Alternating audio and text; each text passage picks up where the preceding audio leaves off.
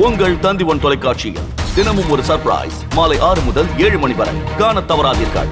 திருச்சிக்கு metro rail வேண்டுமா வேண்டாமா என்பது குறித்து காங்கிரஸ் எம்பி கார்த்தி சிதம்பரமும் திமுக எம்பி அருண் நேருவும் சமூக வலைதளங்கள் மூலம் விவாதம் நடத்தியுள்ளனர். திருச்சி மெட்ரோ திட்டத்திற்கு ஆரம்பகட்ட சாத்தியக்கூறு அறிக்கையின் அடிப்படையில் 11,000 கோடி ரூபாய் செலவாகும் என்று செய்திகள் வெளியாகியிருந்தன. இதனை மேற்கோள் காட்டி சிவகங்கை தொகுதி காங்கிரஸ் எம்பி கார்த்தி சிதம்பரம் திருச்சிக்கு மெட்ரோ ரயில் திட்டம் தேவையில்லை என்று சமூக வலைதளத்தில் பதிவிட்டிருந்தார். அதற்கு பதிலளித்த பெரம்பலூர் தொகுதி திமுக எம்பி அருண் நேரு, அதிகரித்து வரும் மக்கள் தொகையை வளர்ச்சியை சமாளிக்க மெட்ரோ போன்ற நவீன உட்கட்டமைப்பு தேவை என்று பதிலளித்தார்.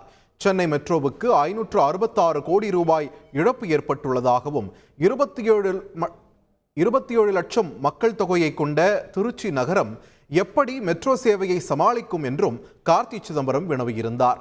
மெட்ரோ ரயில் திட்டங்கள் பணம் சம்பாதிக்கும் நோக்கத்துடன் இயக்கப்படவில்லை என்றும் மக்களின் எளிமையான பயணத்திற்காக கொண்டு வரப்பட்டதாகவும் அருண் நேரு பதிலளித்தார்.